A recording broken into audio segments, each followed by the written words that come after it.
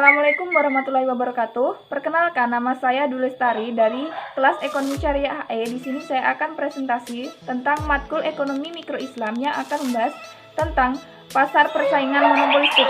Nah, di sini saya akan membahas tentang pengertian pasar monopolistik dan juga ciri-ciri pasar persaingan monopolistik.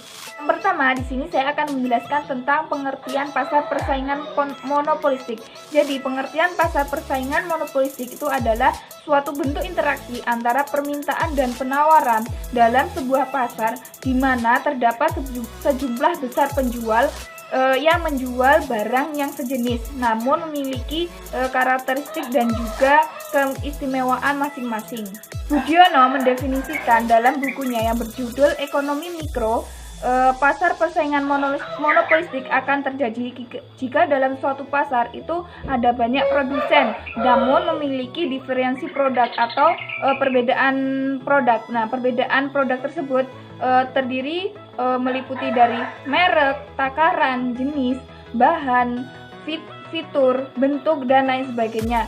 Dan Budiono mendefinisikan dalam bukunya yang berjudul Ekonomi Mikro, pasar persaingan monopolistik akan terjadi jika dalam suatu pasar itu ada banyak produsen namun memiliki diferensi produk atau perbedaan produk. Nah, perbedaan produk tersebut terdiri meliputi dari merek, takaran, jenis, bahan, fitur, bentuk, dan lain sebagainya.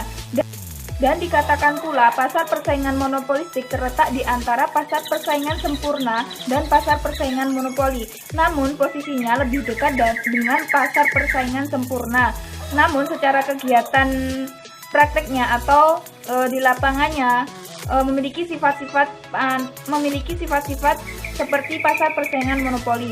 Selanjutnya, jadi dapat digarisbawahi bahwasannya pasar persaingan monopolistik adalah tempat bertemunya antara interaksi permintaan dan penawaran dari banyak produsen dan konsumen untuk satu jenis barang yang sama, homogen, secara universal atau secara keseluruhan, namun memiliki sifat yang heterogen karena memiliki diferensi produk. Nah, diferensi produk seperti yang sudah saya jelaskan tadi meliputi juga merek, bentuk, takaran, jenis, fitur, dan lain sebagainya.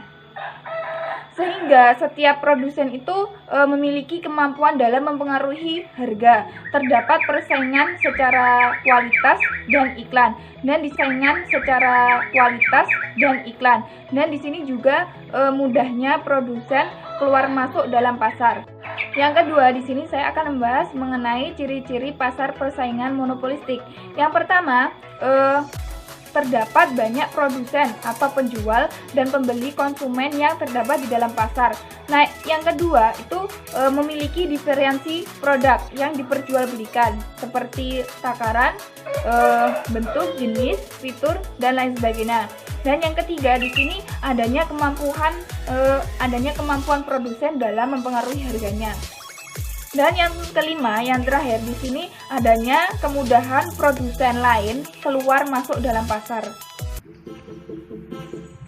Ya, saya Aprilia Mahfudoh akan menyampaikan subbab keseimbangan dalam pasar persaingan monopolistis. Ciri-ciri persaingan monopolistis menimbulkan pengaruh yang cukup penting ke atas corak permintaan yang dihadapi oleh perusahaan dalam persaingan monopolistis. Kurva permintaan yang dimaksud adalah lebih elastis dari kurva pada monopoli, tetapi elastisitasnya tidak mencapai elastisitas sempurna. Pada hakikatnya, kurva permintaan ke atas barang produksi sifatnya menurun secara sedikit demi sedikit, lebih mendatar dan bukan turun dengan curam. Nah, kurva seperti ini itu berarti yang pertama, ketika perusahaan menaikkan harga, maka jumlah penjualan barang akan menurun, dan ketika perusahaan menurunkan harga, maka jumlah penjualannya akan meningkat. Karena kurva persaingan monopolistis tidak bersifat elastisitas sempurna, maka kurva penjualan marginal atau MR itu tidak berhimpit dengan kurva permintaan. Selanjutnya kita masuk ke keseimbangan jangka pendek. Keseimbangan yang dicapai suatu perusahaan dalam pasar persaingan monopolistis itu pada dasarnya sama dengan yang dihadapi oleh monopoli. Bedanya, dalam monopoli yang dihadapi adalah permintaan dari keseluruhan pasar. Sedangkan dalam persaingan monopolistis, permintaan yang dihadapi adalah sebagian dari keseluruhan permintaan pasar. Nah, dalam keseimbangan jangka pendek, perusahaan akan mengalami dua fase, ketika perusahaan mengalami keuntungan dan ketika perusahaan mengalami kerugian. Masing-masing keadaan itu ada kurvanya tersendiri. Nanti akan saya jelaskan beserta dengan kurvanya. Kurva pertama menunjukkan keadaan di mana perusahaan memperoleh keuntungan. Keuntungannya maksimum akan diperoleh apabila perusahaan memproduksi pada tingkat di mana keadaan MC sama dengan MR tercapai. Maka keuntungan maksimum tercapai apabila jumlah produksi adalah Q dan pada tingkat produksi ini tingkat harga adalah P. Segi 4 PABC menunjukkan jumlah keuntungan maksimum yang dinikmati perusahaan monopolistis itu.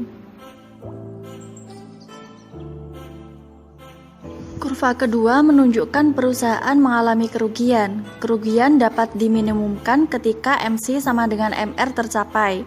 Ini berarti perusahaan harus mencapai tingkat produksi sebanyak H dengan harga sebanyak P. Besarnya kerugian digambarkan oleh segi 4 PABC. Meski mengalami kerugian, perusahaan akan terus beroperasi selama hasil penjualan melebihi jumlah biaya berubah atau AVC. Menjelaskan tentang keseimbangan yang ada pada pasar persaingan monopolistik. Pada keseimbangan yang ada pada pasar persaingan monopolistik itu ada dua. Yang pertama itu keseimbangan jangka pendek dan yang kedua adalah keseimbangan jangka panjang. Dan di sini saya akan menjelaskan yang keseimbangan jangka panjang. Keseimbangan jangka panjang yang ada pada pasar persaingan monopolistik itu sudah dijelaskan. Setelah dijelaskan pada keseimbangan pasar jangka pendek, saya di sini menjelaskan bahwa keseimbangan jangka panjang di pasar persaingan monopolistik itu ada dua skenario. Skenario yang pertama yaitu saat penjual memperoleh profit atau keuntungan, itu ada dua. Yang pertama, apabila skenario pertama terjadi, maka dalam jangka panjang akan menarik minat penjual baru untuk masuk ke pasar. Dan yang kedua, masuknya penjual-penjual baru akan menggeser kurva permintaan atau D dan kurva marginal revenue atau MR ke kiri, sekaligus mengurangi profit penjual lama. Sedangkan skenario yang kedua yaitu ketika penjual mengalami kerugian. Skenario kedua itu juga ada dua. Yang pertama itu jika skenario kedua terjadi, yakni saat penjual mengalami kerugian, maka dalam jangka panjang akan mempengaruhi keputusan penjual yang ada untuk tetap bertahan atau keluar dari pasar. Dan yang kedua, ketika jumlah penjual berkurang, pembeli memiliki lebih sedikit pilihan. Ini akan mengakibatkan pergeseran kurva D dan kurva MR ke kanan, yang pada gilirannya akan meningkatkan profit bagi penjual yang bertahan di pasar, atau dengan kata lain, penjual yang bertahan di pasar akan mengalami penurunan kerugian. Dan selanjutnya, proses dari masing-masing kedua skenario tadi akan terus berlangsung hingga didapatkan zero economic profit, yakni ketika harga atau P sama dengan average total cost atau AC. Pada saat itulah keseimbangan jangka panjang akan terpenuhi. Untuk mempermudah penjelasan, di sini sudah diberikan kurva dan saya akan menjelaskan. Nah, kan di makalah sudah disediakan kurvanya, saya akan menjelaskan. Yang pertama itu dari proses pergeseran yang berlangsung di masing-masing skenario di atas tadi, pada akhirnya akan mencapai keseimbangan jangka panjang, di mana kurva D akan bersinggungan dengan kurva AC pada titik E atau titik keseimbangan.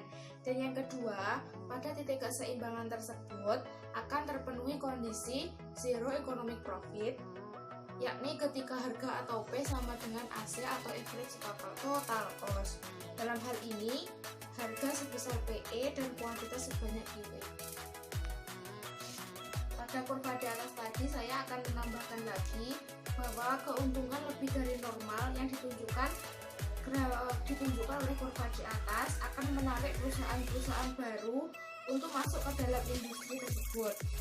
Dalam pasar persaingan monopolistik, tidak terdapat hambatan kepada perusahaan-perusahaan baru, maka keuntungan yang melebihi normal akan menyebabkan pertambahan jumlah perusahaan di pasar.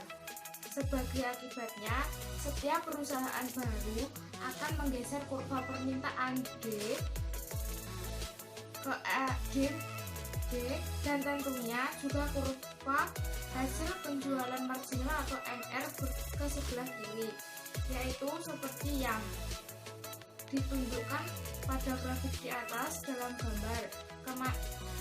Kemasukan perusahaan baru dan perpindahan kurva D dan MR ke kiri akan terus berlangsung sehingga perusahaan hanya akan mendapatkan keuntungan normal saja.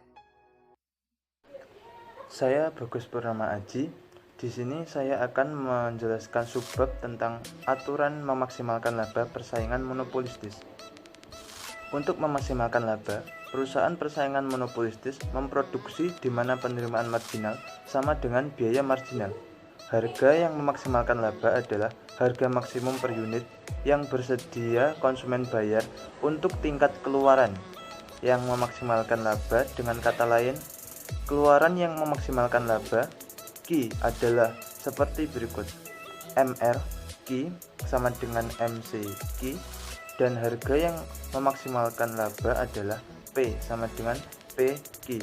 Misalkan fungsi permintaan invest untuk produk perusahaan persaingan monopolistis ditentukan oleh P sama dengan 100 min 2Q, dan fungsi biaya ditentukan oleh C Q sama dengan 5 ditambah 2Q.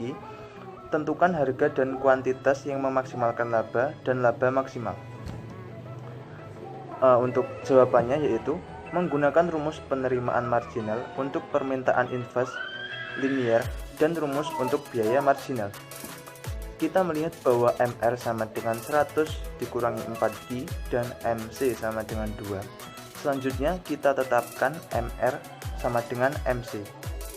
Untuk menemukan tingkat keluaran yang memaksimalkan laba, 100 dikurangi 4Q sama dengan 2 atau 4Q sama dengan 98. Pemecahan Q menghasilkan keluaran yang memaksimalkan laba dari Q sama dengan 24,5 unit. Harga yang memaksimalkan laba ditemukan dengan menetapkan Q sama dengan Q dalam fungsi permintaan invest. P sama dengan 100 dikurangi 2 dikali 24,5 sama dengan 51. Dengan demikian, harga yang memaksimalkan laba adalah 51 per unit. Kemudian, laba adalah perbedaan antara penerimaan dan biaya. Cukup sekian presentasi dari kelompok 6 mata kuliah Ekonomi Mikro Islam. Apabila ada kurang lebihnya, mohon maaf. Akhirul kalam. Wassalamualaikum warahmatullahi wabarakatuh.